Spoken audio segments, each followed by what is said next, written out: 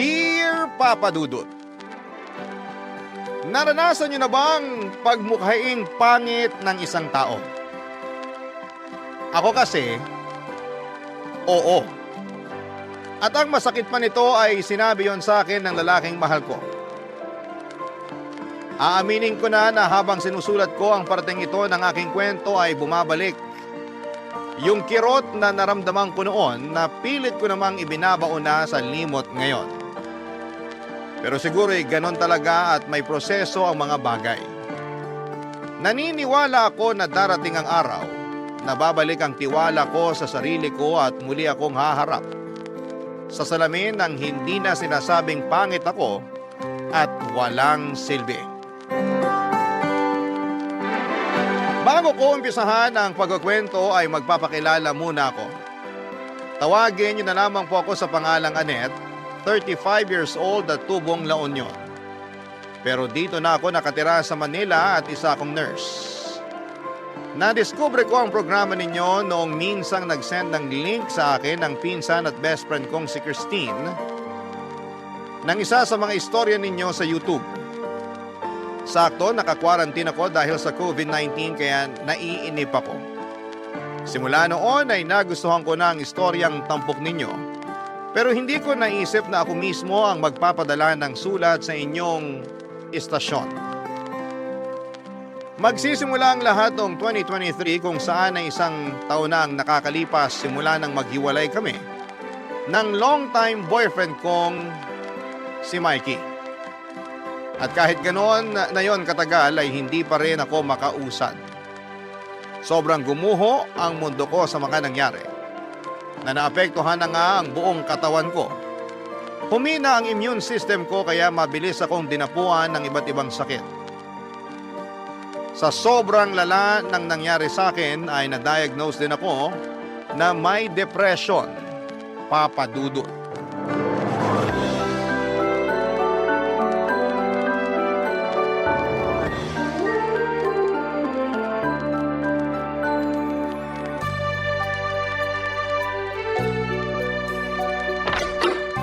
Surprise! Happy birthday, Annette! Hala, Christine! Nandito ka? Oo, hindi mo lang ako imahinasyon, Insan. Nandito talaga ako ngayon sa apartment mo para i-surprise ka. Happy birthday uli! Naku, thank you. Hindi ko expected tong pa-surprise mo, ah. May expected bang surprise? Sa bagay, wala nga naman. Pero paano ka nakapasok dito? Gaga, binigyan mo ako ng susi, di ba? Ay, oo nga pala. Mamaya na tayo magtsikahan. Blow mo muna tong candle sa cake mo. Dali, dali! O sige, sige. Yay! Happy birthday uli! Thank you, Insan. Lapag muna natin tong cake sa mesa. Teka. Liga, muna tayo sa sofa. Ikaw talaga? Nag-abala ka pang pumunta dito? Don't tell me galing ka pang La Union yan. Malamang. May mga pasalubong ako sa bag ko. Bigay ko mamaya. Pero kasi miss na nga kita. Alam mo namang ikaw lang yung pinsan na kasundo ko eh. Sus, inuto mo pa ako. Pero seryoso, bakit napaluwas ka? Yung totoo? Oo. Nakipagkita ako sa boyfriend ko eh. Taga Manila kasi siya. Tapos sa'yo, naisip kong bisitahin ka na rin dito sa apartment mo. Sakto, tinaon ko talaga na birthday mo. Kaya ako nandito ngayon. Sandali. Boyfriend? Correct. Taga Manila? Check! Gamit ang ballpen na pink! You mean, bago na naman to? Nadali mo. Galing naman ang pinsan ko. Galing ka dyan. Kaka-break mo lang nung nakaraang buwan ah. Nakakagulat meron ka ng dinadayong boyfriend dito sa Manila. Huwag ka nang magulat. Sa ganda ko ba namang to? Saka anong gusto mo, pagluksaan ko ng matagal yung breakup namin ng ex ko last month? Aba, hindi ako ganong klase ng babae, no? Mabilis lang akong makamove on. Ako kasi ganong klase ng babae. Hay, insan naman. Siyempre, magkaiba tayo. Hindi ko naman kinukumpara sarili ko sa'yo. Nasa iyo lahat ng oras sa mundo para mag-move on sa Mikey na yan. Oo, pero naiinggit lang ako sa'yo. Naiinggit ka sa akin? Bakit? Kasi sabi mo nga, mabilis ka lang makapag-move on. Ako kasi kahit na 1 taon na kaming hiwalay, feeling ko kahapon lang nangyari. Kahit na anong gawin ko, sariwa pa rin yung sakit. Kainis naman kasi yung ex mong mukhang unggoy eh. Hoy, sobra ka naman sa mukhang unggoy. Totoo naman ah. Akala mo kung sino? Hayaan mo na. Pass na rin naman. Kahit na, pag naaalala ko mga pinagsasabi nun, nababanas pa rin ako. Parang gusto kong puntahan dun sa Japan at tampalin ng patabingi, pataas, saka pailalim. Paano isang pala patabingi pataas at pailalim? Basta, gusto mo sample? Sige, subukan mo. Sa'yo ko gagawin yan. Charot lang, kau naman? Ay, ikaw ba wala pa rin ibang nagugustuhan? Hindi pa nga ako nakaka-move on, magkakagusto na ako sa iba. Bakit hindi? Malay mo, pag nagkagusto ka sa iba, makamove on ka. Alam mo, di naman yun masama eh. That way, malalaman mo na meron pa palang tao yung better kesa dyan sa ex mong unggoy. Kaya kung ako sa'yo, lumandi ka, girl. Huwag mong pigilan sarili mo na maranasang ma-inlove at mahawakan uli ng lalaki. Hoy, bastos mo naman. Wow, 17 years old? Ipapaalala ko lang sa'yo, 34 ka na, ante. Ay, oo nga pala. Basta ha, subukan mo uli. Lande is the key. Papadudot masaya ako na sinorpresa ako ni Christine sa birthday ko. Kaya niyaya ko siya na magstay muna sa apartment ko since work from home naman siya. Pumayag naman siya kaya masaya ako, Papadudot. Hindi ko lang basta boyfriend si Mikey, naging live-in partner ko rin siya for 3 years. Pero bago kami nagsama sa isang bubong, college sweetheart na talaga kami. Buong akala ko ay siya na yung lalaking mapapangasawa ko at magiging tatay ng mga anak ko. Admin staff si Mikey sa isang private company sa Mandaluyong. Pero vocal na talaga siya sa kagustuhan niyang mag-ibang bansa. Pero dahil minimum wage earner lamang siya at breadwinner pa ay hirap siyang makaipon ng pera na pangasikaso ng mga papeles niya. Kaya nga tinulungan ko siya since may ipon naman ako at suportado ko siya. Sa pangarap niyang yon, Papadudot.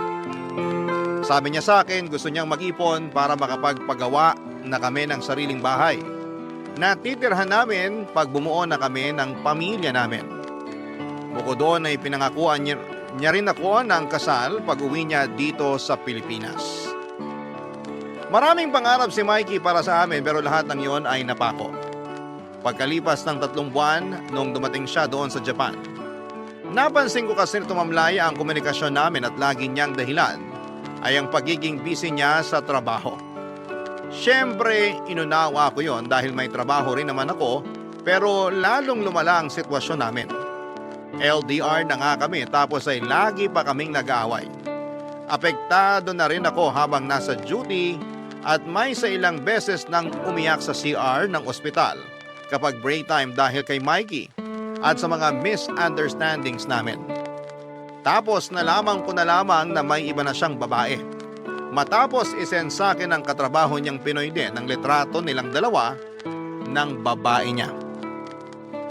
Nakokonsensya raw itong katrabaho niya na makitang niloloko ko ni Mikey kaya gumawa siya ng paraan para malaman ko. Kinompronta ko ang ex-boyfriend ko tungkol sa litrato na yon. Pero pinabulaanan lamang niya at sinabihan akong praning at mapagduda. Pero nagpatuloy ang panlalamig niya sa akin hanggang sa dumating yung punto na kinausap na niya ako para makipaghiwalay. Siyempre, tumutol ako. Ayoko pero ininsulto niya ako. Pinagsalitaan ang mga masasakit at masasama at aaminin kong tumagos yun hanggang sa buto ko. At kapag naaalala ko yon ay nanliliit ako, Papadudot. Yan ang dahilan kung bakit bumaba ang kumpiyansa ko sa sarili ko at kapag nakikita ko ang mukha ko sa salamin ay nandidiri ako.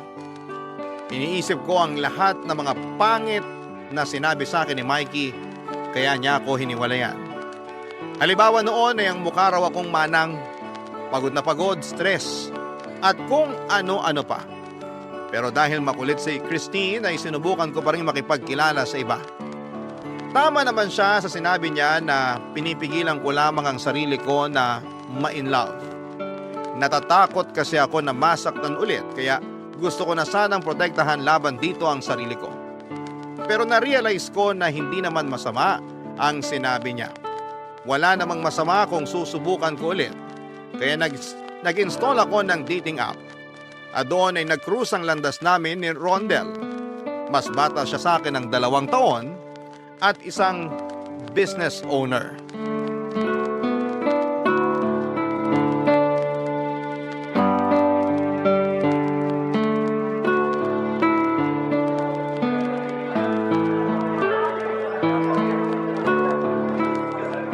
Iba talaga amoy ng brewed coffee. Nakakabuhay ng sistema. Sinabi mo pa. Pero limit ako ngayon sa kape. May acid reflux kasi ako. Naku, hindi ka lang dapat mag-limit. Kailangan, alisin mo na talaga sa sistema mo. Mahirap nang sumpungin. Ang sakit-sakit kaya nun. Sa bagay. Sige, susundin ko sinabi mo kasi nurse ka. Mas alam mo. Hala siya. For sure, pinagsabihan ka na rin ng doktor mo. Ikaw lang tong makulit. Tignan mo, umorder ka na naman ng kape. Kung alam ko lang sana, hindi na tayo pumunta rito. Okay lang yun. Saka minsan lang naman. Ayoko namang palagpasin na dalhin ka rito kasi nabanggit mong gustong-gusto mong subukan kape nila rito. Talaga? Nabanggit ko ba yon? Oo, last time. Sa chat natin. Hindi ko na maalala. Buti ikaw naaalala mo. Oo naman. Maliit na bagay. Pero in fairness, na-touch ako. I mean, dun pa lang sa naaalala mo kaya sinama mo sa date natin ngayon tong coffee shop. Thank you for being thoughtful. You're welcome. So, maiba tayo. Kwento ka pa nga ng tungkol sa family business nyo? Gusto ko pang malaman. Gumagawa ng glass products ang family ko. Sample nun yung mga bottles and jars na may iba't ibang pinagagamitan. Windows, mirrors, partitions, insulation. Inumpisahan ng lolo ko yung business na yon na minana pa ng daddy ko.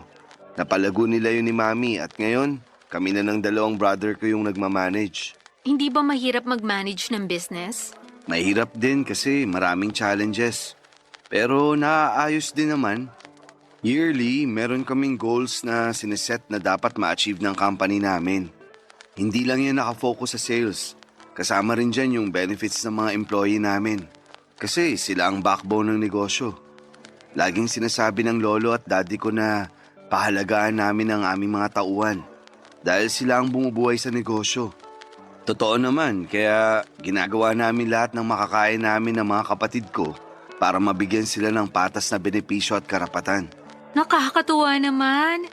Bilib na ako sa inyo. Sana ipagpatuloy niyo ang pangangalaga sa kapakanan ng mga employee niyo. Lalong pagpapalain ng negosyo. Pero sabi rin ng daddy ko, subukan ko naman daw makipag-date kasi puro na lang ako trabaho. Talaga? Sinabi niya yon? Maraming beses na. Kampiyan pa sila ni mami. Ako na lang kasi walang asawa sa aming magkakapatid. Hindi naman nila ako pinipilit pero masarap daw kasing ma-in love. Kailan ko pa raw ba planong pagbigyan ng sarili ko na maranasan yun? Pag-uugod-ugod na ako. Anong sagot mo? Sagot ko? Bakit hindi? Wala namang pinipiling edad ang love. Ayun, binato ako ni daddy ng ballpen during our management meeting pa naman yun. Sapul ako sa ulo. Grabing daddy mo, asintado. Oo, magaling yun mag-dart eh. Kaya yun, para makaganti, sinumbong ko siya kay mami. Sinermonan siya sa call eh. Parang ang cool naman ng parents mo. Cool talaga sila. Bukod doon, napaka down to earth. Halata nga, kasi nagmana ka sa kanila. Binubola mo naman ako eh. Seryoso ako dun. O sige, thank you kung ganon. Welcome. May dimple ka pala, no? Ah, oo, meron nga. Nice. Ngiti ka palagi. Para lagi mong makita? Parang gusto ko na lang tuloy sabihin na may pagkamahangin ka. Huwag naman. Sige ka, tampo ako. Ay, wow. Joke lang. Ikaw naman magkwento tungkol sa trabaho mo.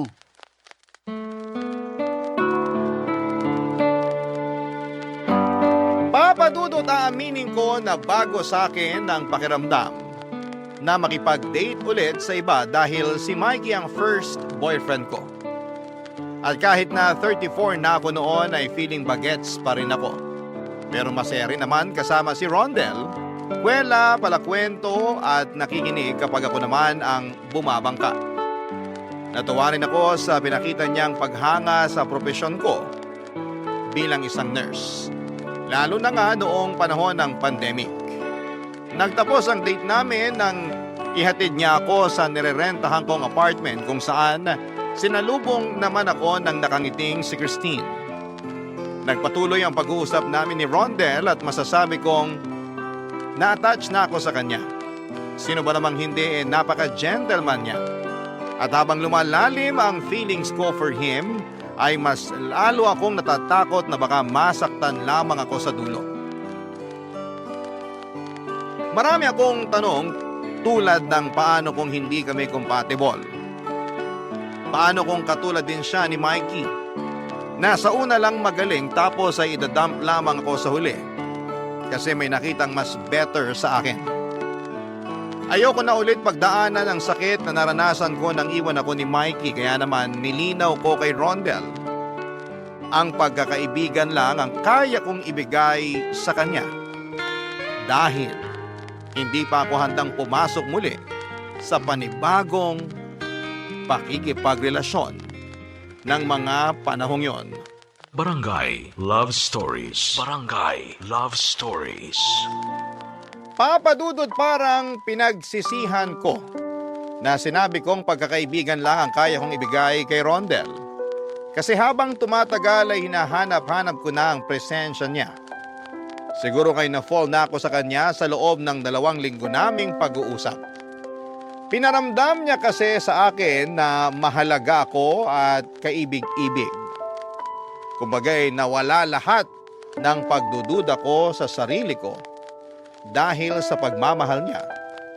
Pero ako lang tong natatakot na sumubok ulit at makipagrelasyon. Kung tatanungin ninyo ako kung ano ang nagustuhan ko kay Rondel ay masasabi kong marami. Bukod sa artistahin niyang itsura ay napakabait din niyang anak sa mga magulang niya. Kaya nga mahal na mahal ko noon ang ex-boyfriend ko kasi mabuti rin siyang anak sa nanay niya na mag-isang nagtaguyod sa kanilang 5 magkakapatid. Laging sinasabi ni Mikey na gusto niyang bumawi sa mama niya at ibigay dito ang lahat ng kaginhawahan na deserve nito. At magagawa lang niya yon kapag nakapag-abroad siya. Kaya nga hindi ako makapaniwala na lolokohin niya ako. Kasi pinangakuan din niya ako na babawi siya sa akin at sa mga tulong ko sa kanya. Hindi naman ako naniningil pero umasa pa rin ako sa mga sinabi niya. Kaya nga ang sakit-sakit na lahat ng yon ay hindi niya tinupad sa akin pero sa iba, tinupad niya.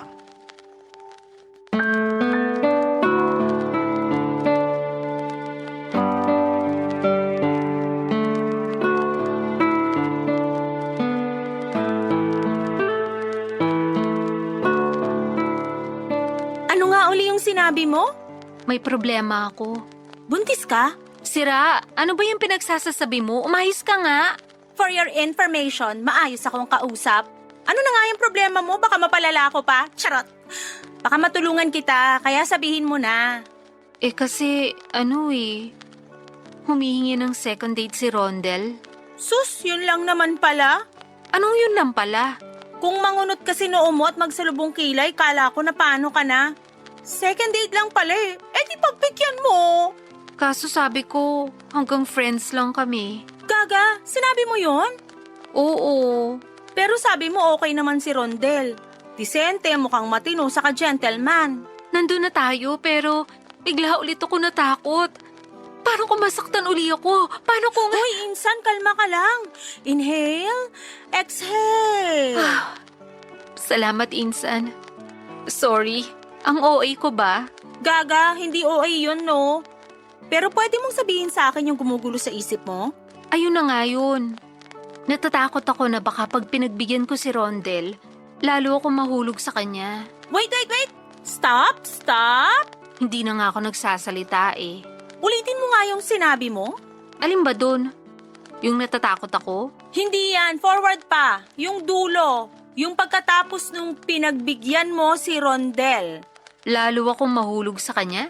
Ayun nga! So, ibig sabihin, nahuhulog ka na sa kanya. In love ka na, insan. Oo, pero... Pero ano?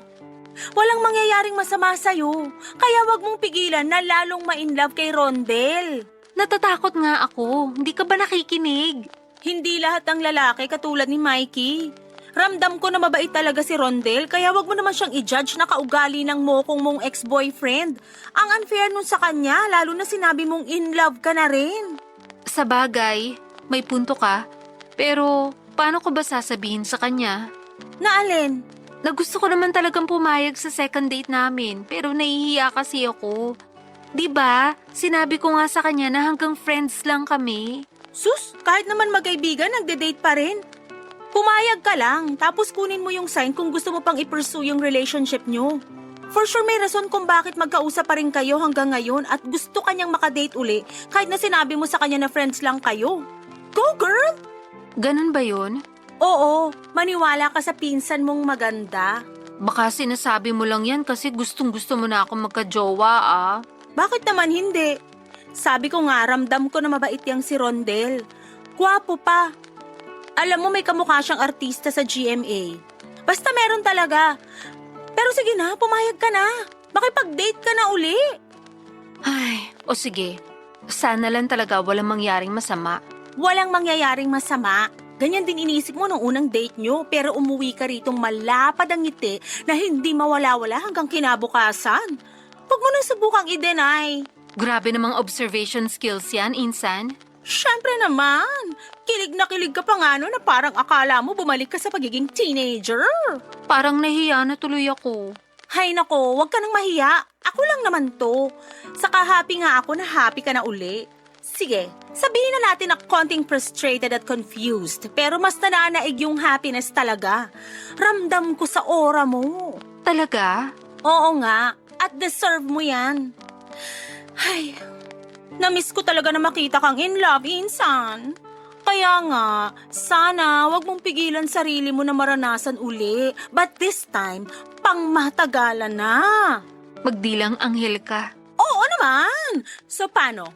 Push na yan ha? Second date na to!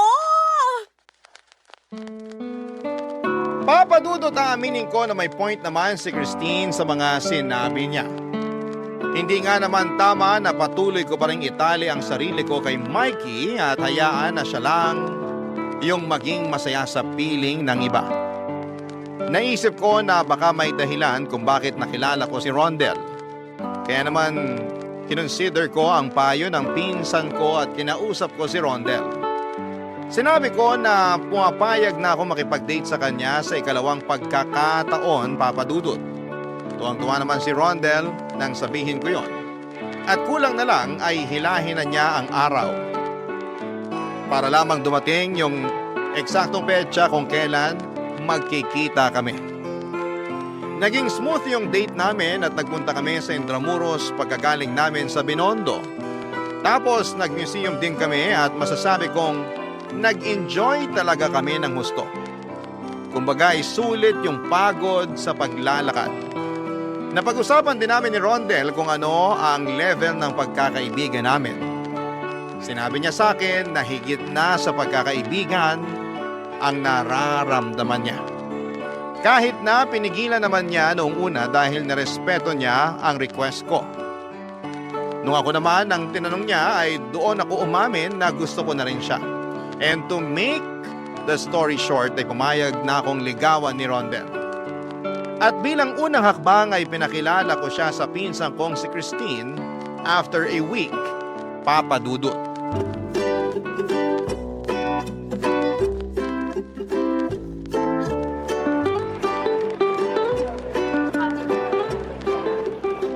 Rondel, siya nga pala si Christine. Yung kwento ko sa yung pinsan ko at best friend na rin at the same time. Dito muna siya ng ilang buwan. Wala kasi akong kasama. Hi Christine! Maraming nakwentong magandang bagay tungkol sa'yo si Annette. Nice to finally meet you. Nice to meet you rin. Naku, sana nga maganda talaga yun. Mamaya pati kalukuhan ko, chinika niya sa'yo. Grabe ka naman sa akin, Insan. Eme lang, ikaw naman. Pero Rondel, seryoso ka ba talaga sa panliligaw mo sa pinsan ko? Kasi kung hindi, ngayon pa lang, sabihin mo na. Seryoso ako sa panliligaw ko kay Annette. Totoo yung feelings ko sa kanya. Dapat lang. Kasi lagot ka talaga sa akin pag sinaktan mo pinsan ko. Hindi naman siguro gagawin ni Rondel yun.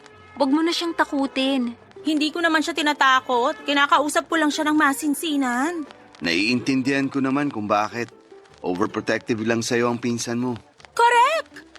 Mabuti pa, bili ka muna ng merienda dun sa convenience store. Mag-uusap lang kami nitong manliligaw mo. Pinapaalis mo ko? Oo. Sige na, go, go, go.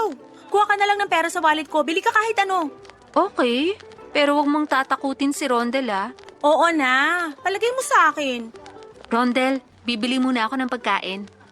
Feel at home ka lang dito kasama tong pinsan ko. Mabait yan. Pasensya ka na ha. Di naman kita intensyon na takutin or what. OA lang tong si Annette, pero alam mo kasi, may pinagdaanan na yan na medyo nakakasira ng ulo. Kaya kung dadagdagan mo pa, ako na mismo nagsasabi sa'yo na lagot ka sa akin. Nakwento ba niya sa'yo yung tungkol sa ex-boyfriend niya? Nabanggit lang niya na masaklap daw yung hiwalayan nila kasi ng babae. Oo. Ang tagal-tagal na nila. Akala nga namin sila na yung endgame. Kasal na lang kulang sa kanila pero niloko niya lang pinsan ko.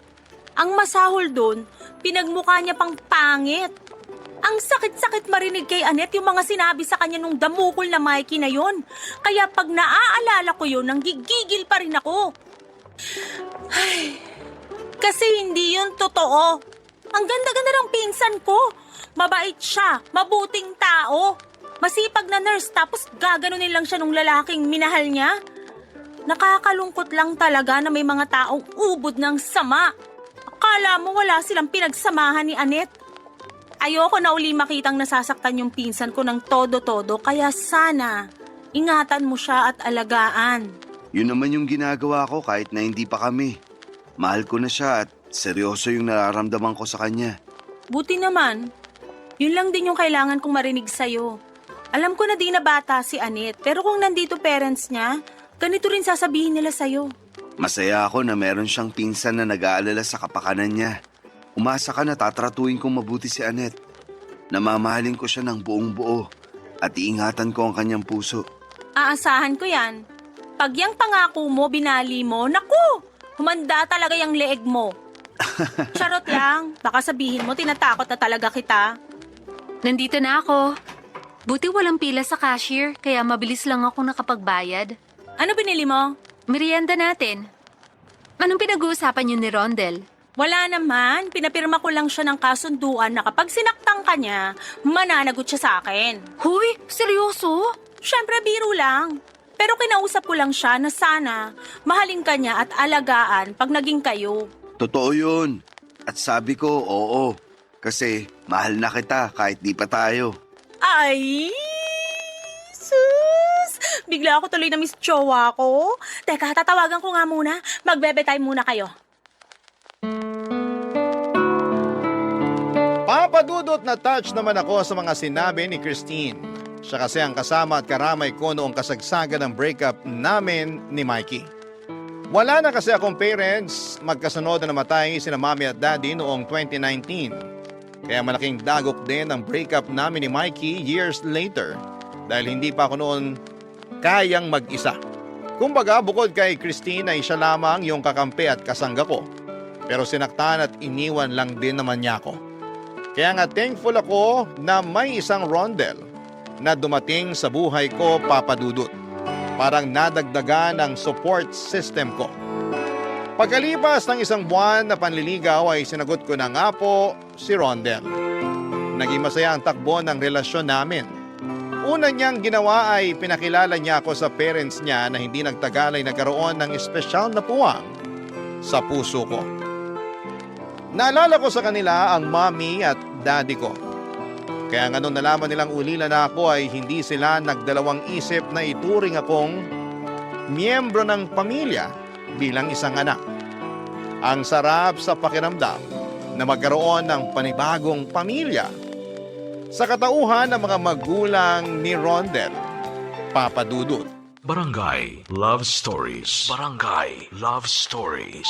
Papadudot over the moon yung pakiramdam ko sa usad ng relasyon namin ni Rondel. Kahit na hindi pa kami nagtatagal ay masasabi ko na siya na talaga. At doon ko na lamang ulit naramdaman ang ma-in love ng husto.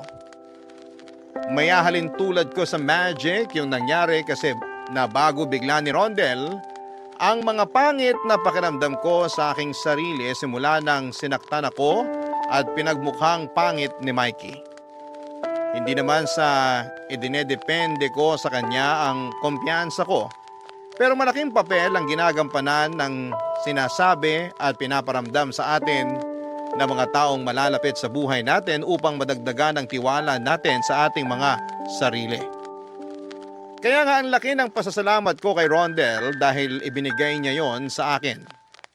Hindi na ako nahihiyang tumingin sa salamin at hindi ko na rin sinasabihan ng masasakit na salita ang sarili ko. Marami kaming plano ni Rondel sa buhay. Napag-usapan na rin namin ang pagpapakasal at minamadali na rin kami ng mga magulang niya dahil gusto na raw nilang magkaapo. Bagay na tinawanan lang namin ni Rondel. Walang pagsidla ng kasiyahan na nararamdaman ko ng mga panahong yon. Dahil unti-unting kinukulayan na namin ang mga plano namin. Excited na akong bumuo ng pamilya kasama siya pero lahat ng yon ay nagbago. Nang ma-diagnose akong may stage 1 cervical cancer nitong January lang, pakiramdam ko, pinagsakloban ako ng langit at lupa dahil sa panibagong pagsubok na pinagdaraanan ko, Papa Dudut.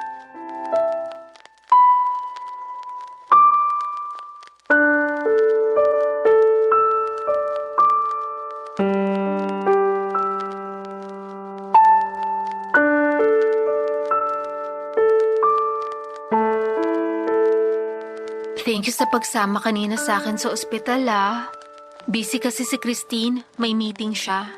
Ano ka ba? Wala namang kaso yun. Masaya ako na nasamahan kita. Pero feeling ko nakakaistorbo ko sa'yo. Kasi marami ka pang dapat gawin sa company nyo, di ba? Oo, pero nandun naman sina daddy sa mga kapatid ko. Mas importante ka, Annette. Huwag mong sabihin yan. Sino lang ba ako? Ikaw lang naman ang girlfriend ko. Ewan ko pero hindi ko talaga mapigilan mag-isip ng ganun Pakiramdam ko, pabigat na lang ako sa inyo ni Christine. Hindi totoo yan. Kahit kailan hindi ka naging pabigat sa akin. Sigurado na ganun din ang nararamdaman ni Christine. Peste naman kasing sakit to. Bakit ako pa talaga yung tinamaan? Kung kailan nagsisimula pa lang tayo magplano na magiging buhay natin. Saka naman biglang ganito. Paano na lang kung hindi na ako gumaling, Rondel? Gagaling ka. Naniniwala ako dun. Pero nawawala na ako ng pag-asa. Hindi ko mapigilang matakot. Okay lang matakot. Kasama mo naman ako Basta kapag nakakaramdam ka ng ganun, kausapin mo ako. Para kahit paano, mabawasan yung takot at pag-aalala mo. Pero nahihiya na rin ako sa'yo. Ano ba kasi ang sinasabi mo? Bakit ka mahihiya sa akin? Boyfriend mo ako, di ba? Siyempre, ang daming what ifs. Hindi natin sigurado ang pwedeng mangyari dahil traitor tong sakit na to. Paano kung akala natin bumubuti na ako pero hindi naman pala? Tapos isang araw, bigla na lang ako mawala. Paano ka na? Ayoko mawala ka, Annette. Kaya pwede ba? Huwag ka namang magsalita ng ganyan. Kaya ka nga nagpapagamot. May mga gumagaling sa sakit na yan. Kaya hindi pa rin ako nawawala ng pag-asa na malalagpasan natin tong pagsubok na to sa relasyon natin. Iniisip ko lang naman ang kapakanan mo. Ayaw kitang itali sa akin kasi walang kasiguraduhan tong sakit ko. Ano bang ibig mong sabihin? Naisip ko lang naman na mas mabuti siguro kung maghiwalay na lang tayo. Ayoko. Hindi ako papayag. Para nga makapag-move on ka na. Hayaan mo na lang ako. Kaya ko naman sarili ko. Nandiyan naman si Christine Ayoko makipag-iwalay sa'yo dahil mahal kita. Ilang beses ko pa bang dapat sabihin yan? Saka anong makapag-move on? Sa palagay mo, ganun lang kadali yun? Hirap kasi sa'yo, masyado mong pinangungunahan yung mga bagay. Ayoko lang mas mahirapan ka. Ayoko lang maging kargo mo ko. Hindi ko naman iniisip yun. Masaya ako kapag nasasamahan kita sa pagpapagamot mo. Gustong gusto ko na inaasikaso ka kahit lagi mong sinasabi na kaya mo naman. Kaya bakit ka makikipaghiwalay? Hindi mo na ba ako mahal? Mahal kita, syempre. Oh, yun naman pala eh. Kung ano-anong iniisip mo eh. Sabi nga ng doktor, iwasan mo mag-isip ng mag-isip at magpaka-stress. Kung may iisipin ka, magagandang bagay na lang. Isipin mo na gagaling ka. Kasi yun ang iniisip namin ni Christine. Gusto ko naman talagang gumaling. Ayoko pang mamatay. Hindi ka pa mamamatay. Kasi di tayo titigil gawin lahat para gumaling ka. Basta, tandaan mo na hindi ka nag-iisa sa laban mo na to. Nandito kami ng pinsan mo. Nandito rin parents ko. Pinagdadasal ka nila, Annette. Kasi mahal na mahal ka rin nila. Kaya sana huwag kang sumuko, ha? Gagaling ka. Salamat, Rondel. Malaking bagay na nandyan ka. Mas nakakaya kong labanan tong sakit ko. Pasensya ka na sa sinabi ko kanina. Ayoko naman talaga maghiwalay tayo kasi mahal na mahal kita. Mahal na mahal din kita. Kaya Tana, nandito lang ako para sa'yo. Papa Dudut, hindi niyo ako masisisi kung gusto ko nang makipaghiwalay kay Rondel. Pakiramdam ko ay nasirang lahat ng mga magaganda naming plano sa buhay dahil sa pagkakasakit ko. Pero ang totoo ay natatakot talaga akong mag-isa. Ayoko pa rin mamatay kaya nga mabuti na lamang dahil hindi ako iniwan ni Rondel. Hindi siya pumayag na makipaghiwalay sa akin kahit na magiging malaking responsibilidad niya ako. Hindi ko na idedetalye ang gamutan ko pero masasabi kong mahirap at masakit. May mga araw na mabuti ang pakiramdam ko at meron namang hindi. Dahil sa nangyari ay hindi na muna ako nakakapag-duty kasi kailangan kong magpalakas. Mabuti na lang at nasa tabi ko si Rondel at Christine para umalalay sa akin. Pakiramdam ko ay hindi ako nag-iisa habang nakikipaglaban sa sakit ko. Aaminin ko po na may mga araw pa rin na pinanghihinaan ako ng loob. Pero pinagpapasa Diyos ko na lamang ang lahat. Dahil siya lang naman ang may hawak ng buhay natin. Hindi ako tumigil sa pagdarasal. Na sana'y pagalingin niya ako dahil gusto ko pang makasama si Rondel ng mas matagal. Papa Dudut.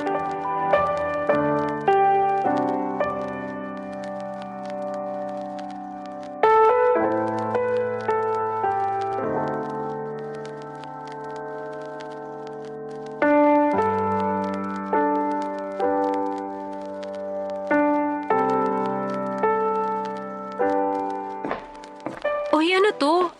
Bakit may pakandila at dinner for two? Siyempre, espesyal ang gabi na to para sa atin eh. Espesyal? Birthday mo ba? Hindi pa naman, di ba? Hindi pa rin naman natin anniversary. Oo, pero mamaya ako na sasagutin yung mga tanong mo. Upo ka muna rito. Teka, ipag-uurong kita ng upuan. Ayan, Thank you. Upo ka na rin. sige. Matanong ko lang, sino nag-set up nito? Ang ganda. May pabulaklak pa. Kinuntsaba ko si Christine. Since pupunta tayo sa ospital ngayong araw, kinuha na niya yung oportunidad para mag-ayos dito. At bakit may pa-dinner date ka? Ano ba kasing okasyon? Sabihin mo na. Pinagpraktisan ko to pero parang di ko na alam paano sisimulan. Kainis naman. Uy, Rondel, kausap mo bang sarili mo? Hindi. Ay, oo.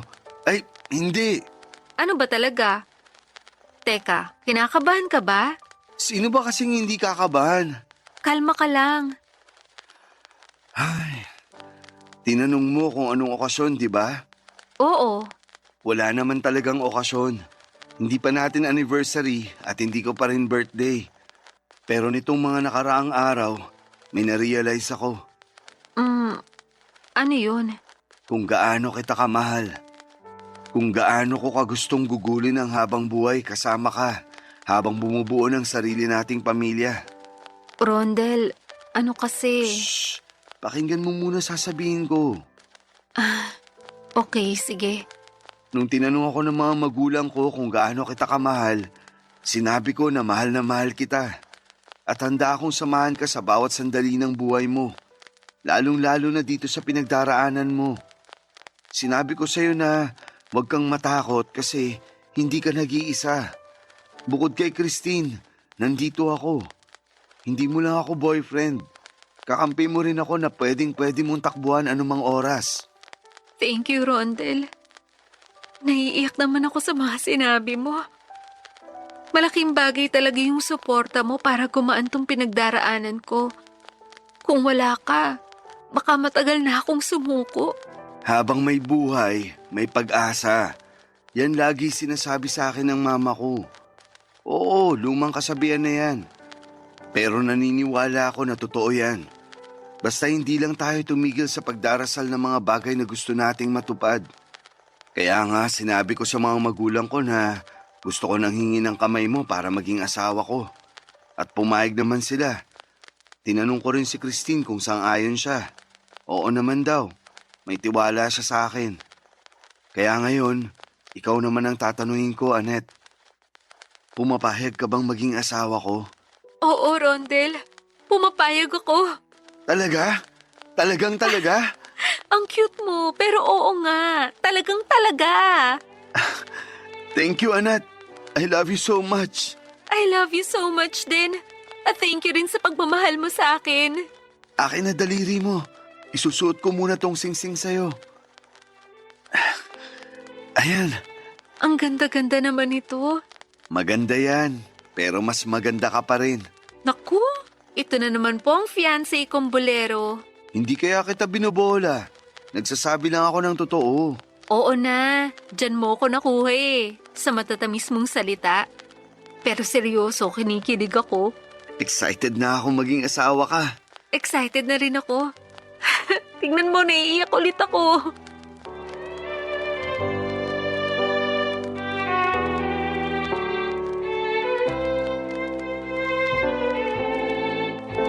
Papadudot, halo-halong saya at excitement ang naramdaman ko na mag-propose sa akin si Rondel.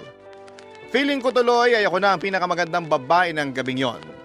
Hindi lang kasi ako makapaniwala na matutupad ang matagal ko ng hiling na maikasal sa lalaking mahal na mahal ko. Bagay na hindi naman noon na ibigay sa akin ni Mikey. Totoo nga ang kasabihan na wala yan sa tagal kundi sa lalim ng pagmamahal ng dalawang tao. Sa kasalukuyan ay tuloy-tuloy pa rin ang pagpapagamot ko at tulad ng sinabi ko ay may mga araw na mabuti at merong hindi. Pero mas malakas na ako ngayon kumpara noon dahil alam kong kasama ko na si Rondel na harapin ang pagsubok na ito sa buhay ko. Gusto ko lang ding ibalita na last month ay kinasal na kami sa huwes at nakatira na ako ngayon sa kanila. Mahal na mahal ko po si Rondel. Siya ay yung lalaking ibinigay ng Panginoon sa akin bilang sagot sa mga panalangin ko. Maraming salamat po, Papa Dudut, sakaling mapili ninyong i-area ang istorya ng buhay ko. Buti na lang at napilit ako ni Christine na magpadala ng sulat sa inyong istasyon para ibahagi ang love story namin ni Rondel at hindi yon magiging posible kundi dahil sa tulong niya. Meron lang po sana akong kahilingan sa mga kabarangay natin. Kung pwede sana'y ipagdasal ninyo ang aking paggaling. Hanggang dito na lamang po ang sulat ko, Papa Dudut, and God bless po sa Barangay LS and more power sa Barangay Love Stories. Ang inyong kapuso at kabarangay forever, Annette. Dear Papa Dudut, noong nabubuhay ang tatay ko ay lagi niyang sinasabi na hindi naman daw mawawala ang mga dagok o pagsubok habang patuloy tayo naglalakbay sa mundong ito. Ibig sabihin, parte ng pang-araw-araw nating buhay ang mga problema. May ugali noon si tatay na para hindi tuluyang malugmok ay tinuturing niyang oportunidad ang bawat problemang nararanasan namin. Na meron daw siya ritong matututunan at mas mapapatatag nito ang kanyang sarili. Hindi rin daw yon pang matagalan at may katapusan. Nang tumanda na ako ay mas naintindihan ko ang kahulugan noon, lalo na noong mga panahong ako naman ang dumaan sa matinding dagok ng buhay ko. Bago ko umpisahan ang pagkukwento ay pabati muna ng isang mapagpalang tanghali sa inyo at sa mga kabarangay natin. Matatawa ba kayo kung sasabihin kong Barangay LS ang tinuring kong kaibigan noong mga panahong pakiramdam ko ay nag-iisa ako sa buhay? Kapag nakakapakinig ako ng mga kwento sa Barangay Love Stories at tuwing naririnig ko ang mga payo sa mga kabarangay natin sa letter sender ay nababawasan ang lungkot na nararamdaman ko. Matagal ko nang pinakikinggan ang Barangay Love Stories, pero ngayon lamang ako naglakas ng loob na sumulat. Tawagin niyo na lamang ako sa pangalang Desiree, taga Iloilo pero tubong Pasig. 30 years old, pangalawa sa 5 magkakapatid. Magsisimula ang lahat noong 24 years old ako at nagtatrabaho bilang manager sa isang kilalang fast food chain dito sa Pilipinas.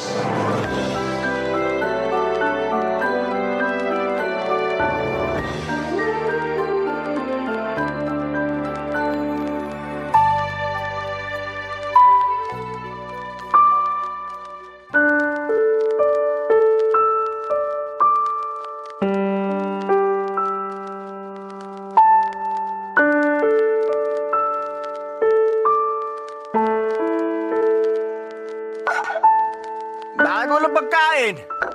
Peste naman. Nagugutom na ako. Hoy! Bakit di niyo ako tinirhan ng pagkain? Kuya Jed, lasing ka ba? Nako, hindi Nakainom lang ako. Sinasamantala mo talaga na wala rito yung mag-ina mo kaya todo inom ka kasama mga barkada mo. Tapos uwi ka rito nagwawala. Nagugutom kasi ako. Gusto kong kumain. Bakit kasi walang makain sa pesting pamamahay na to? Meron naman, may cup noodles doon. Yun na lang kainin mo. Ayoko nga. Pagkain ba ng tao yun? Sira ulo ka na talaga. Anong sabi mo? Kuya mo pa rin ako. Alam ko yun, pero kung umasal ka parang daig mo pang bunso natin. Tsaka, huwag ka nga sumigaw dyan, baka magising si nanay. May sakit pa naman yun. Ano bang ingay yan, Jed? Gabing-gabi na ang taas pa ng boses mo. Mamaya ireklamo tayo ng mga kapitbahay natin. Hindi yan, ay. Sila irereklamo ko. Subukan lang nila. Ano bang pinagsasasabi mo? Basta, yun na yun. Bingin nyo naman eh. Lasing na naman po yan si kuya. Sinabi nang hindi nga ako lasing eh. Nakainom lang pero... Ay, mahabagin! Jed, tumayo ka nga dyan sa sahig, bata ka! Di na po ako bata. 27 years old na ako, Nay. Pero isip bata ka pa rin kahit matanda ka na. Hala, nagdudugo noo mo. Malamang tumama yan sa kanto ng upuan. Naku naman. Ay, anak, huwag ka nang tumunga nga dyan. Ikuha mo ng bulak at gamot tong kuya mo para sa sugat niya. Sige po, Nay. Malayo yan sa bituka. Pwede ba tumigil ka na nga dyan? Desiree, ang tagal mo naman. Dali-dalian mo. Aba, Ito na po yung medicine kit, Nay. ay, anong gagawin ko dyan? Ipaglagay mo ako ng gamot sa bulak. Sige po. Ano ba yan? Lahat kailangan sabihin sa'yo ay kita mo na ngang may sugat ang kuya mo? Hindi ko naman po kasalanan kung bakit siya may sugat, kaya wag po kayo magalit sa akin. Ah, basta. Akin na yung bulak. Dali! Ay, Jed, nak. Masakit to, ha? Hihipan ko na lang para di masyadong mahapde. Oh, Aray ko, Nay. Aray ko naman. ay, huwag ka ngang malikot. Baka malagyan kong mata mo. Ayoko na po niyan. Ang sakit-sakit kaya. Ikaw na nga ginagamot ni nanay, ikaw pa may ganang gumanyan? Ano bang problema mo, ha? Bakit lagi ka na lang may sinasabi sa lahat ng ginagawa ko? Paano? Di ka naman gumawa ng matino kaya malamang may masasabi sa'yo. Nay, awatin niyo ako kasi masasampal ko na tong si Desiree. Tumigil na kayo. Mali naman na pinagsasalita mo siya ng ganyan. Kuya mo pa rin siya. Wala naman po akong ginawa sa kanya, nagsabi lang ako ng totoo. Kahit na, hindi ka na lang sana nagsalita. Kita mong lasing yung kuya mo. Minsan hindi mo rin ginagamit kokote mo eh. Ano na? Naghihintay ako ng sorry mo. Sorry, kuya. Yan, ganyan nga. Tandaan mo kasi na ako pa rin ang kuya mo. Kaya dapat igagalang mo ko kahit na manager ka dun sa pinagtatrabahuhan mo. Tama na yan. Matulog ka na lang, Jed.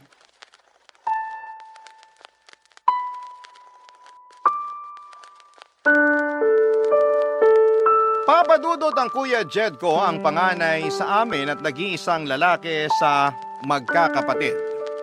Siya ang paborito ni nanay dahil para silang pinagbiyak na bunga ng namayapa naming tatay.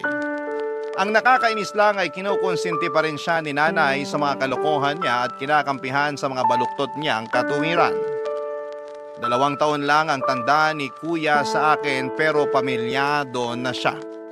May boyfriend naman ako for 3 years. May isang anak na si Kuya sa kinakasama niya at nakatira sila sa amin. Malit lang ang bahay namin, meron lamang yung 3 kwarto at yung isa ay inookupa ng pamilya ni Kuya. Yung isa naman ay pinaghahatian namin ng 2 kong kapatid habang yung isa ay kinananay at sa bunso namin. Dating electrician sa barko ang tatay namin bago siya nadisgrasya sa pinagtatrabahuhan niya. Kaya maaga siyang nagretiro at nag-business na lamang sila ng parisan ni nanay.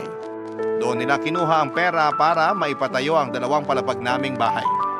Pero nasimot lahat ng ipon ng mga magulang ko nung nagkaroon ng pancreatic cancer si Tatay Papa Dudut. 2 taon din niya yung nilabanan bago siya sumakabilang buhay. Nalugi na rin ang negosyo namin dahilan kaya huminto kami sa pag-aaral ni Kuya Papa Dudut. Mula noon ay nagsimula na kaming magtrabaho. Ako bilang serbidora sa fast food sa Pasig at si Kuya naman bilang warehouse staff sa isang planta sa Rizal. Pero nag-working student ako noong kumikita na ako ng pera at nakapagtapos naman ng kolehiyo.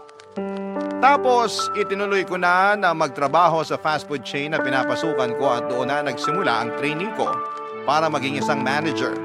Habang unti-unting gumaganda ang takbo ng karera ko, bigla namang nag-asawa si Kuya at nagkaroon siya ng panibagong responsibilidad, Papa Dudut.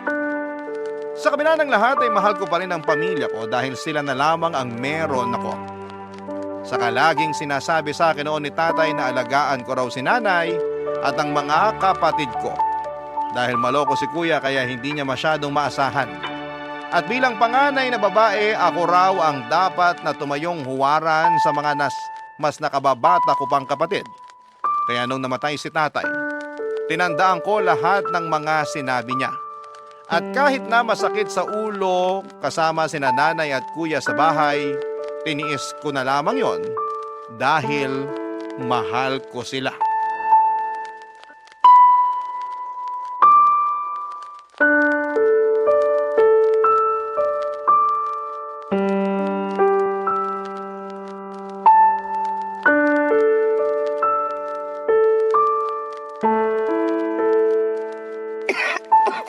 Kuya naman, doon ka nga mag-yosi sa labas, wag dito sa loob ng bahay. Alam mo namang hikain bunso natin eh. Ano bang problema mo? Wala naman siya rito. Kahit na, ako nga naubo. Maarte ka kasi. Hindi ako maarte, ikaw yung kung umasta parang walang pakialam sa amin. Yung anak mo, di mawala ng hala kasi panay ka yosi. Alam mo bang dumidikit sa damit, naiiwan sa buhok at balat yung usok ng sigarilyo mo? Tapos nalalanghap namin yon kaya mas delikado. Kailan ka ba naging doktor? Di ko alam nagbago na pala trabaho mo. Di ka na utusan at serbidora lang ng mga tao. Hindi naman na talaga ako utusan dahil manager na ako sa pinagtatrabahuhan ko. Ay, oo nga pala.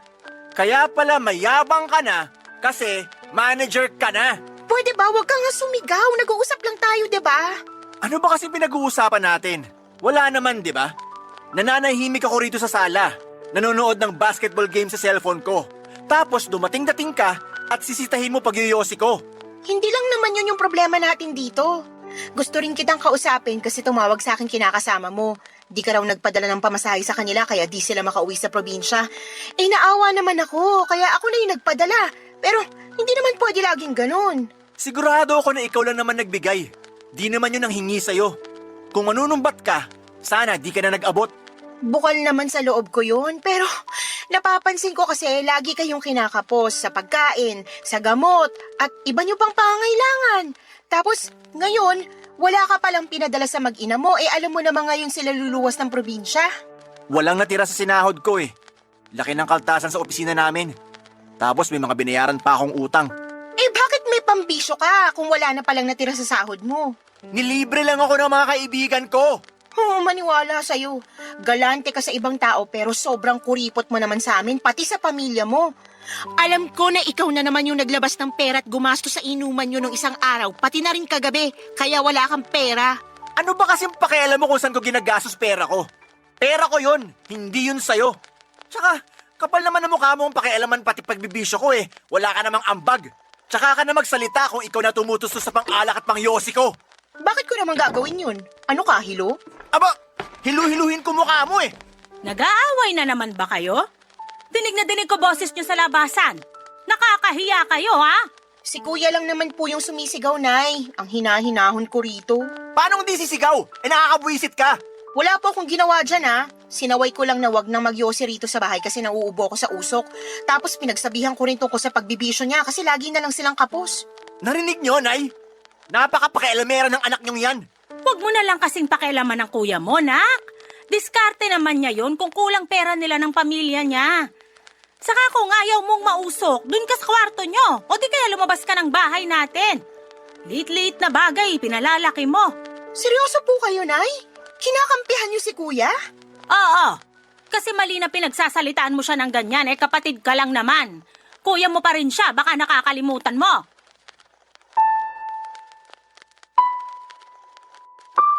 Nakakainis lang kasi ako pa rin ang lumalabas na masama na nang pinagsabihan ko si Kuya Jed tungkol sa pagbibisyo niya. Concern lang naman ako sa pamilya niya dahil nakikita kong kinakapos na sila at mas nahihirapan ako dahil kargo ko sila. Ang gusto ko lang naman ay tulungan niya ako sa pagtataguyod ng pamilya pero lumalabas na kasama pa siya sa responsibilidad ko. Kaya nga malaki ang tampo ko kay nanay nang kampihan niya pa si Kuya dahil unfair noon para sa akin, Papa Dudut. Hindi lang naman si Kuya ang anak niya rin ako. At kung magbibilangan kami ng mga naitutulong namin ni Kuya sa pamilya, alam ko na mas marami yung naiambag at naisakripisyo ko. Kaya lang si Kuya pa rin yung kawawa at biktima sa aming dalawa. Ako pa rin yung mayabang at mapanumbat na anak dahil lang mas malaki ang sweldo ko kesa sa kapatid ko. Ang sakit lang sa kalooban na sa mismong pamilya ko pa talaga ako makakarinig ng mga masasakit na salita. Kaya nga pagkatapos ng pagtatalo naming yon, ay nagmukmok ako sa kwarto at umiyak. Hindi ko na lamang namalaya na nakatulog na ako at kinabukasan ay nagising ako sa sigaw ni nanay. Umalis daw sa bahay si Kuya Jen na may dalang ilang piraso ng mga damit. Nagalit sa akin si nanay at sinisisi niya ako dahil nasaktan ko raw ang ego ni Kuya. At sa mga sinabi ko, kaya naglayas ito sa bahay. Barangay Love Stories. Barangay Love Stories. 5 araw din pong hindi umuwi sa bahay si Kuya dahil nagtatampo siya sa akin. Nakabalik na noon ang kinakasama niya at anak mula sa bakasyon nila sa probinsya. Ang dahilan sa kanila ni nanay ay umuuwi raw si Kuya sa bahay ng kaibigan niyang lalaki para malapit sa mga pinag-a-applyan nila ng trabaho. Ilang beses siyang pinuntahan doon ni nanay para makiusap na huwag nang magtampo sa akin. At umuwi na sa bahay namin, Papa Dudut. Hinahanap na rin kasi siya ng anak niya. Nung una ay nagbatigas pa si Kuya at sinabing uuwi lang siya kapag umalis daw ako sa bahay. Pero nung wala na siyang may ambag sa tinutuluyan niya ay kusa na rin siyang bumalik sa bahay namin, Papa Dudut. Sa loob ng mga panahong yon ay hindi ko napigilang magngit-ngit sa galit at inis sa sarili kong kapatid. Buti na lang at handang makinig sa akin ang boyfriend ko sa lahat ng mga problema ko sa bahay namin. Kahit papaano'y gumagaan ang loob ko at hindi ko rin kasi masabihan ang mga nakababata kong kapatid dahil ayoko namang dumagdag pa yon sa lahat ng mga inaasikaso nila. Gusto ko ay focus lamang sila sa pag-aaral nila at ayoko rin na magalit sila sa nanay at kuya namin. Kaya naman sinolo ko na lamang lahat ng bigat sa dibdib at sama ng loob na nararamdaman ko. Wala namang perpektong pamilya. Lahat may kapintasan at kakulangan, kaya alam ko na normal lang yung pinagdaraanan namin. Kaya nga sa huli pinatawad ko na lamang si Kuya kahit na siya patong may ganang palabasin na ako ang kontrabida sa pamamahay namin, Papa Dudut.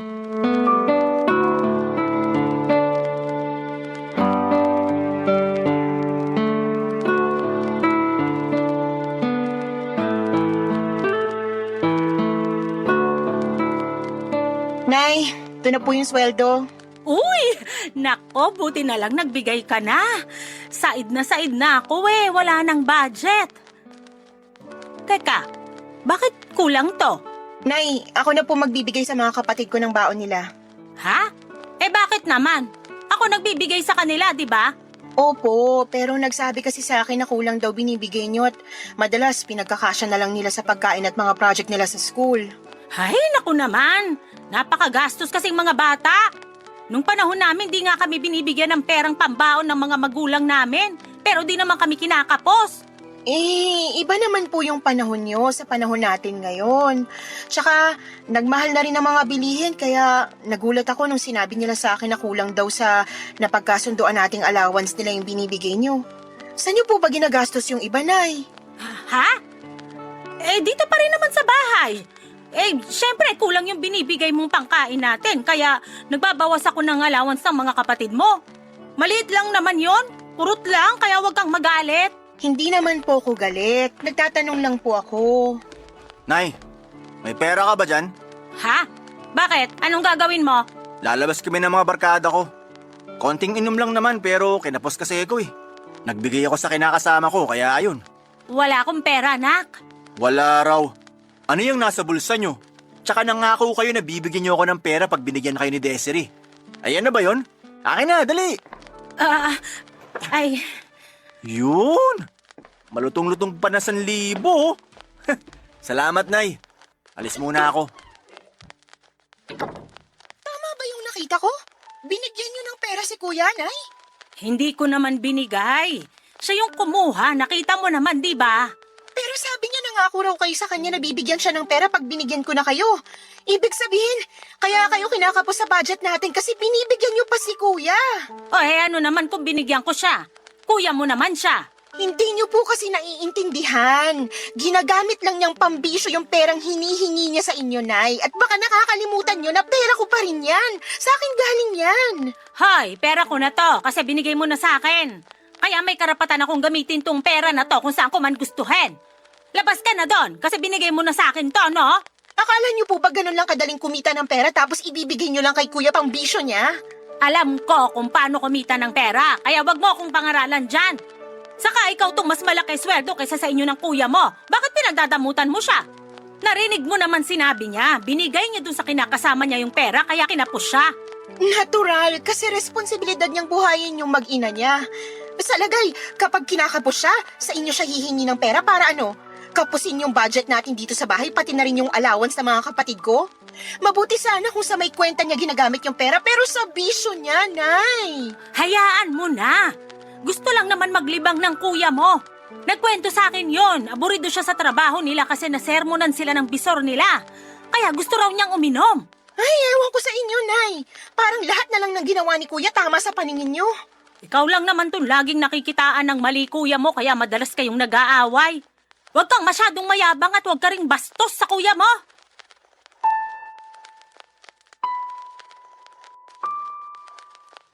Galit si nanay sa akin dahil sa limitadong pera na ibinigay ko sa kanya. Masisisi niyo ba ako kung maging mahigpit ako hindi naman tama na pera ko pa talaga ang ginagamit para sa bisyo ni kuya. Kaya nga kahit na nagtatalak pa siya ng araw na yon ay nagbingi-bingihan na lamang ako. Pero hindi ibig sabihin ay hindi na ako nasaktan at naapektuhan sa mga sinabi niyang masama at masakit sa akin. Marami akong tanong sa isipan ko tulad ng bakit ganon niya ako pakitunguhan. Anak din naman niya ako. Sabi ng mga kaibigan ko na nakakaalam sa sitwasyon ng pamilya namin ay may favoritism daw si nanay at mas kinakampihan daw ng magulang yung anak nilang mahina dahil mas kailangan sila nito. At sa pamilya namin ay si kuya yon. Para sa akin ay wala namang masama na kampihan niya si kuya, pero sana'y huwag naman niyang iparamdam sa amin. Lalong-lalo na sa akin, na si Kuya Jed lang ang anak niya, Papa Dudut. Kaya nga para mabawasan ang pag-aalala ko na baka hindi nabibigyan ng baon ng iba ko pang mga kapatid ay ako na ang nag-aabot noon sa kanila, imbes na idaan ko pa ang pera kay nanay. Hindi ko siya tinatanggalan ng karapatan na maging magulang sa amin, pero alam kong may sinabi rin ako dahil sa akin galing ang pera. Pinaghirapan ko yon mula sa pagtatrabaho kaya dapat alam ko kung saan yon napupunta. Pero minasama pa rin yon ni nanay at sinabihan akong mapagkwentang anak porket ako ang nagpapasok ng pera sa pamamahay namin.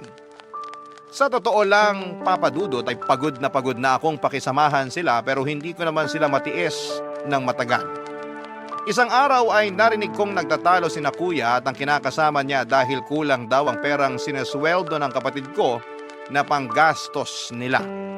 Nalaman ko rin na may sakit ang pamangkin ko kaya hindi na ako nagpatumpik-tumpik na mag-abot ng pera para sa pambili nila ng gamot. Pero ni isang thank you mula kay kuya ay wala akong narinig at pagkatapos ay ginawan pa niya ako ng masama, Papa Dudut.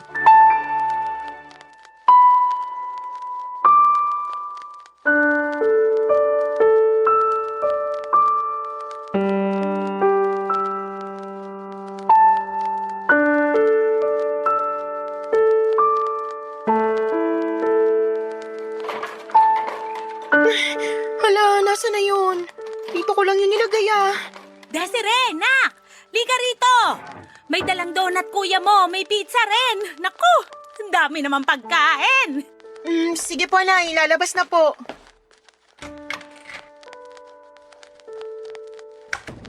Kain lang kayo, Nay. Marami po yan. Kain ka na rin, Desiree. Baka sabihin mo, ikaw lang na ikaw nagdadala ng pasalubong dito sa bahay. Wala naman akong sinasabing ganon, kuya. Sus, nababasa ko kaya sa mga mata mo. Ang dami niyan ah. San mo kinuha pinambili niyan hindi mo pa naman sweldo? May pera ako, no? Talaga lang ah. Nangutang pa nga sa akin kinakasama mo kanina lang kasi wala na raw kayo ni Singkong Duling pambili ng bigas. Kaya hindi ako naniniwala na may pera ka, kuya. Nayo, tingnan niyo yung ugali ni Desiree. Sumusobra na. Masisisi mo ba ako? Nakakapagtaka kasi. Sige nga, saan galing pinambili mo ng mga yan? Inutang mo, no? Hindi kaya... Binigay niyo, Nay? Wala na nga akong pera kasi tinitipid mo ko. Kung ganun, baka naman ninakaw mo. Pinagbibintangan mo ba ako? Oo, Ano bang pinagsasasabi mo? nawawala po yung kwintas ko na yung regalo sa akin ng boyfriend ko. Hinanap ko na ng mabuti pero wala talaga. At iniisip mo na kinuha ko yon? Siraulo ka na ba? Ano bang hinihitit mo? Nung nakaraan mo pa tinatanong kung nasasanla yun, tapos paulit-ulit mong sinasabi na ibenta ko na lang kesa itago para mapakinabangan ko naman. Sabi mo pa kung sa'yo lang yon, malamang naging pera na yon. Pero hindi ibig sabihin nun, kuya mo na agad ang kumuha. Matakot ka nga sa Diyos nang bibintang ka eh. Pero Nay, mahalaga kasi sa akin yun eh. Nakakapagtaka lang kung paano nagkaroon ng pera si Kuya pambili ng mga pagkain na yan kung di niya kinuha at binenta yung kwintas ko. Tsaka masisisi niyo ba ako? Ilang beses niya na akong kinupitan, pati nga kayo pero pinagpapasensyahan niyo lang. Ibang usapan naman yon. Alam mo ikaw, nakakasama ka ng loob ah. Kapal pati ng apog mong pagbintangan ako. Ikaw na nga tong dinalan ko ng pasalubong. Hindi ko kailangan ng mga pasalubong mo. Aminin mo na kasi na ikaw yung kumuha. Ano naman ang gagawin ko doon? Parang peke naman. Mamaya wala pang tumanggap na sanglaan. Kita mo na! Ikaw talaga kumuha nun eh! Hindi ako! Siraulo! Tumigil ka na, pwede ba? Nababaliw ka na ba? Di kita pinalaki para mambintang. Bago mo akusahan ng kuya mo, alamin mo muna yung totoo. Bakit kayo galit na galit sa akin pero pag yung anak niyo gumawa ng katarantaduhan, kinukonsinti niyo? Ang unfair niyo, Nay! Paano di ako magagalit sa'yo? Basta-basta mo na lang tinuturo ang kuya mo. Mamaya nawala mo lang eh. Hindi kasalanan mo. Sigurado po ako na si Kuyang kumuha nun, kaya aminin mo na, Kuya Jed. Wala akong aaminin kaya manahimik ka. Baliw! Tatamaan ka na talaga sa akin pag di ka pa tumigil. Lintik na to. Bintang ka na.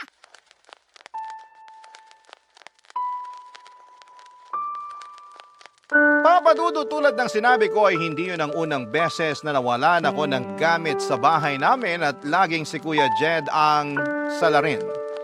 Ang halimbawa ng kinuha niya sa aking gamit ay yung tumbler na regalo sa akin ng kaibigan ko noong birthday ko.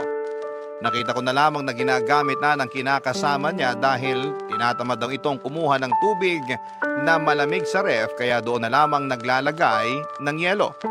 Akala niya ibili yun ni Kuya at gusto niya sanang isauli sa akin pero ako na lamang ang tumanggi.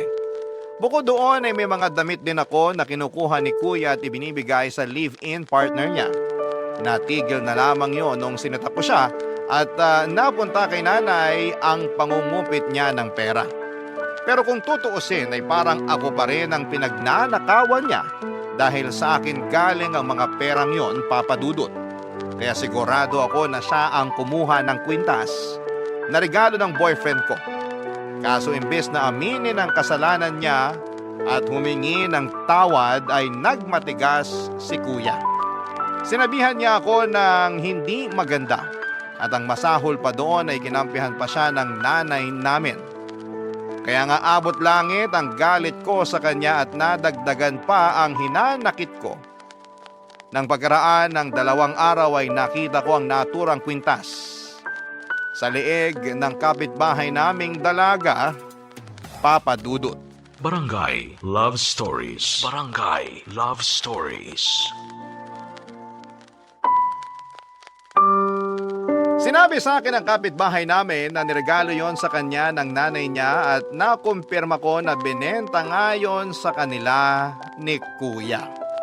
Gusto ko sanang bilhin na lamang ang kwintas dahil galing yon sa boyfriend ko pero nagbatigas ang kapitbahay namin. Gustong gusto niya raw kasi yon at hindi na sila makakabili ng ganon sa murang halaga. Naiyak na lamang ako nang hindi na naibalik sa akin ang kwintas at sinabi ko yon sa boyfriend ko. Nagalit siya sa kuya ko pero sabi rin niya na pabayaan ko na lamang dahil pwede naman niyang palitan yon. Sobrang sama ng loob ko sa kapatid ko na mga panahong yon. Kaya naman kinumpronta ko siya pero mas galit pa siya sa akin, Papa Dudut. Simula noon ay hindi ko na kinausap si Kuya Jed. Nawala na ako ng amor sa kanila ni nanay dahil kinampihan na naman siya ni nanay, Papa Dudut. Kahit na ginawa na ako nito ng masama. Kung ituring ko sila sa bahay ay para na lamang hangin pero sa totoo lang ay nasasaktan din ako pag ginagawa ko yon. Kaya lang ay wala na talaga akong lakas para kausapin at pakisamahan sila dahil sa mga ginawa at sinabi nila sa akin. Nagsorry naman sa akin ang kinakasama ni Kuya at nangako na babayaran na lamang yung kwintas. Pero ako na mismo ang tumanggi. Naisip kong palagpasin na yon. Pero hindi ko akalain na may gagawin na namang mas masahol pa doon ang Kuya Jed ko, Papa Dudut.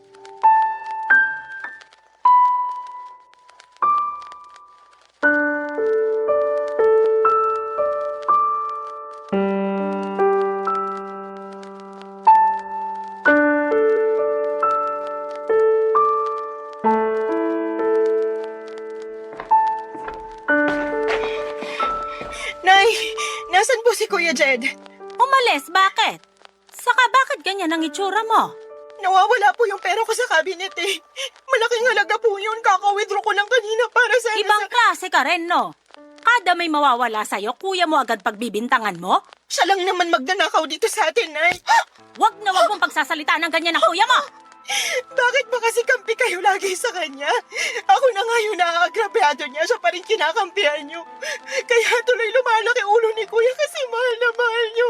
Ayoko lang maramdaman ng kuya mo na wala siyang kakampi sa bahay na to. Galit ka sa kanya. Ilag din mga kapatid mo sa kuya nila kaya ako na lang kakampi niya. Sana naman maintindihan mo yon. Hindi ko kayang intindihin kasi kahit masama niyang gawain, kinukonsinti niyo. Suportado niyo nga pagbibisyo niya, di ba? Magkano ba yung perang nawawala sa'yo? Ako na magbabayad para matahimik ka lang dyan. Malaki yun, Nay. Ipon ko po yun para sa kasal namin ng boyfriend ko. Ano? May plano ka na palang magpakasal? Di mo man lang sinasabi sa akin? Paano na lang sustento mo sa pamilya natin pag nag-asawa ka na? Di ka talaga nag-iisip? Sobra na po kayo! Palagay niyo sa akin, bangko niyo! Nandito na po ako. Ay, Jed! mo, nak? Napaaway lang. Pero ayos lang po ako, Nay. Ayos ba yung ihika-ika ka na rin maglakad?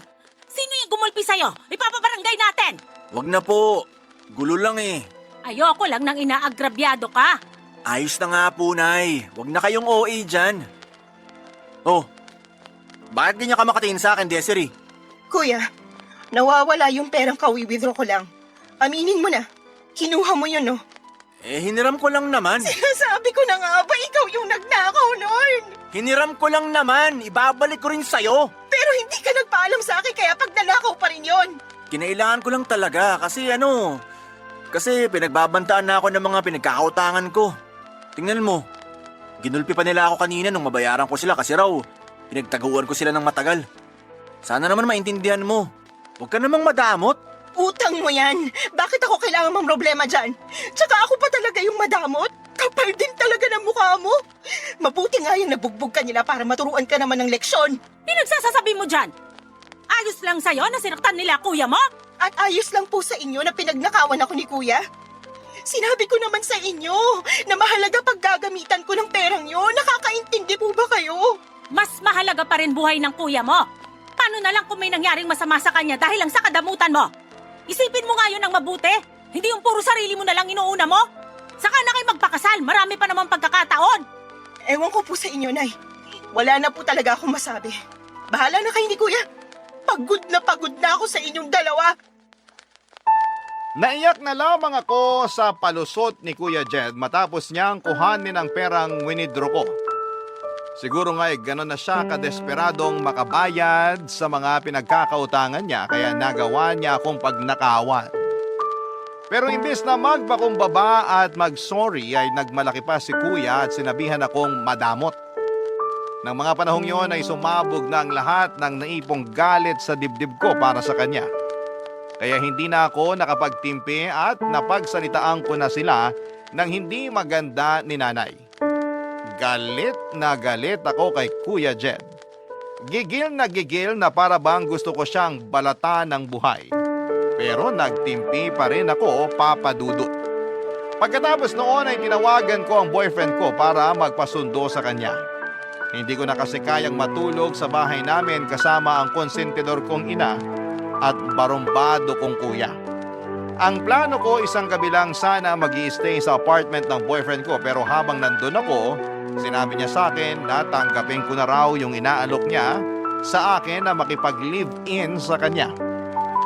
Ilang beses na rin kasi niya akong sinabihan na tumira kasama niya. Pero ako lang ang tumanggi dahil gusto ko sanang magpakasal muna kami. Pero dahil sa ginawa ni Kuya ay mukhang mapopospone ang matagal na naming plano. Pero sinabi sa akin ng boyfriend ko na pwede pa rin naming ituloy ang kasal dahil may budget pa naman siya. Natuloy ang kasal namin sa West pagkaraan ng 2 buwan simula nang lumipat ako sa apartment niya. Sobrang saya ko dahil iba yung kapayapaang dulot noong malayo na ako kina nanay at kay kuya. Bagaman ako pa rin ang sumusuporta sa mga nakababatang kapatid ko lalo na sa pag-aaral nila. Pakiramdam ko ay unti-unti na akong nakakabangon dahil wala nang pabigat sa buhay ko. Hindi na rin naman ako kinausap ni nanay at kuya. Ang sabi lang ng mga kapatid ko ay nahihiya raw sila sa akin. Pero ako na mismo ang kusang pumutol sa ugnayan namin. Masama na kung masama pero para naman yon sa peace of mind ko. Mabilis na lumipas ang 2 taon, Papa Dudut. Nagulat ako nang biglang makatanggap ako ng tawag sa cellphone mula kay nanay.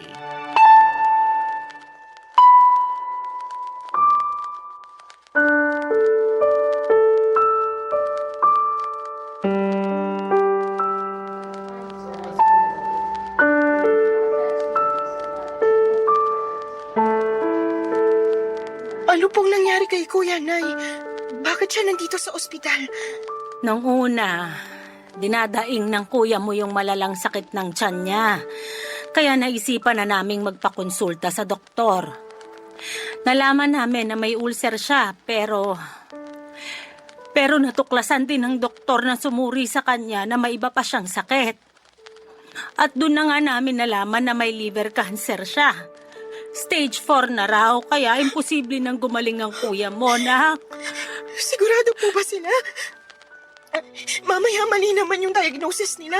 Magpa-second opinion po tayo, Nay. Ginawa na namin yon at pareho pa rin ang resulta. Ito rin kasing kuya mo. Tagal na palang may iniindang sakit pero di nagsasabi. Tingnan mo, lumala na tuloy. Kailan pa po nandito sa ospital si Kuya? Mag-iisang buwan na. Pero bakit ngayon niyo lang po sinabi sa akin, Nay? Kuya mo yung may desisyon noon. Nahihiya raw kasi siya sa'yo kaya ayaw kanyang istorbohin. Ayaw na raw niya na isipin mo siya lalo na ang dami-dami niyang kasalanan sa'yo. Ako rin naman may kasalanan sa'yo, nak. Kaya sana, patawarin mo ko. Pinapatawad ko na po kayo. Ayos na po yun. Hindi na po ako galit sa inyo, Nay. Sising-sisi kami kasi sinagad namin pasensya mo. At nahihiya rin kami sa'yo kasi masama yung sinukli namin sa mga kabutihang ginawa mo para sa pamilya natin. Aaminin ko, malaki po tampo ko sa inyo ni Kuya. Pero sapat na po yung 2 taon na hindi tayo nag-usap. Sa totoo lang, miss na miss ko na po kayo. Lagi ko nga kayong kinukumusta sa mga kapatid ko eh. Wala lang talaga akong lakas ng loob na umuwi sa bahay natin para dalawin kayo. Natatakot din kasi ako na baka di niyo ako tanggapin at pagsalitaan niyo na lang ako na masakit eh. Sorry po, Nay. Kung umalis ako sa atin at iniwan ko kayo. Wala kang dapat ihingi ng tawad. Kami ang may nagawang mali sa'yo, nak. Siguro ito na yung karma namin, kaya nangyayari ito ngayon sa kuya mo. Hindi naman po siguro, Nay. Pero saan daw po ba nakuha ni Kuya yung sakit niya? Saan pa ba? Eh di sa bisyo niyang pag-inom ng alak. Kasalanan ko to eh. Kung hindi ko lang sana siya kinunsinti nun, di sana mangyayari to sa kapatid mo. Pabaya kasi kung ina, kaya nagkasakit siya ng ganyan. Huwag niyo na pong sisihin ang sarili niyo, Nay. Kailangan na lang po nating ipagamot si Kuya para gumaling siya kahit na sinabi ng doktor na wala ng pag-asa. Nasaan po ba yung kinakasama niya? Tsaka yung pamangkin ko? Nasa bahay yung pamangkin mo. Yung kinakasama niya, matagal na siyang hiniwalayan. Iniwan sa amin yung bata para sumama sa ibang lalaki. Ano po? Seryoso ba yan? Sawang-sawa na raw siya sa kuya mo kasi pulpol at walang pera. Kaya naghanap ng mayaman at sumama agad doon. Ay, ewan ko sa kanya. Ano ba yan? Napakamalas naman ni Kuya. Grabing dagok naman to sa kanya, Nay. Kaya nga sising-sisi ang kuya mo. Ngayon sinisingil na siya at wala na siyang magawa kasi parang doble o triple raw yung ganti sa kanya ng kapalaran. Awang-awa talaga ako sa kapatid mo, nak. Kung pwedeng sa akin na lang mapunta yung sakit niya, bakit hindi? Diba? Huwag niyo naman pong sabihin yan, Nay. Kailangan pa po kayo ng mga kapatid ko. Kailangan pa po namin kayo. Nandiyan ka naman eh. Ikaw nang bahala sa mga kapatid mo. Pagod na rin kasi ko. Kung mamamatay ang kuya mo, sana mamatay na rin ako.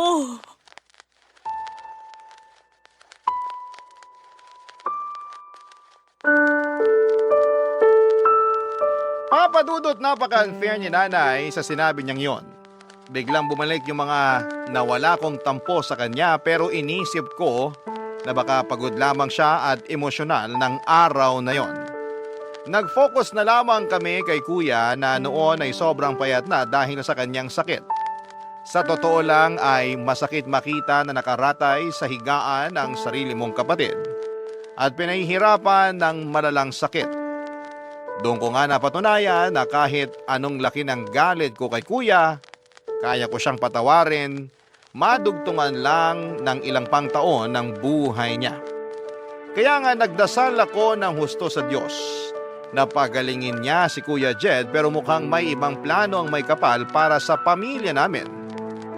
Binawian ng buhay si Kuya pagkalipas lamang ng 3 araw simula noong malaman ko ang tungkol sa kalagayan niya. Sa loob ng 3 araw na yon ay nakapag-usap naman kami ni Kuya. Nakahingi siya ng tawad sa akin at nakiusap na kung pwede alagaan ko raw ang anak niya. Nangako ako sa kanya na hindi ko pababayaan ang pamangkin ko dahil mahal na mahal ko ang batang yon. Sobrang lungkot ng pamilya namin ang pumanaw si Kuya Jet. Iyak nang iyak si nanay sa unang gabi ng burol. Kulang na lamang ay maglupasay siya sa sahig habang sumisigaw na sana'y mabuhay pa ang kuya namin. Tapos doon na nangyari ang hindi inaasahan dahil biglang inatake sa puso ang nanay namin. Papa Dudut. Dead on arrival si nanay sa ospital ng gabing yon. Kulang na lamang ay mawala ako sa katinuan dahil sa sunod-sunod na dagok ng kapalaran sa amin. Buti na lamang kasama ko ang mister ko at siyang umalalay sa akin. Hindi ko na idedetalye kung ano pa ang mga sumunod na mga nangyari pero nairaos naman namin ang libing ni nanay at ni kuya ng mga panahong yon. Ang sakit mawala ng isang kaanak. Paano pa kaya kung 2 sila at magkasunod pa? Pero iniisip na lamang namin na magkasama na sila ni tatay sa kabilang buhay kasama si kuya at umaasa na sana'y masaya sila sa kinakaroonan nila. Sa kasalukuyan ay napagtapos ko na ng pag-aaral ang mga kapatid ko at nasa pangangalaga ko ang pamangkin ko na tinuring ko na ring tunay na anak. Mula sa Pasig dito na kami nakatira sa Iloilo nang madestino rito ang mister ko. Masasabi ko na kahit marami kaming pinagdaan ng problema, ay nalagpasan namin yun at naging matatag kami, Papa Dudut. Bukod doon ay masaya na ako para sa pamilya ko. Lalo na noong nakaraang taon lang ay biniyaan na kami ng anak ng asawa ko. Maraming salamat po sakaling mapili po ninyong itampok ang kwento ng buhay ko at sana ay may napulot na aral at inspirasyon ng mga kabarangay natin matapos itong mapakinggan. More power po sa Barangay Love Stories at Barangay LS 97.1. Ang inyong forever kapuso at kabarangay, Desiree.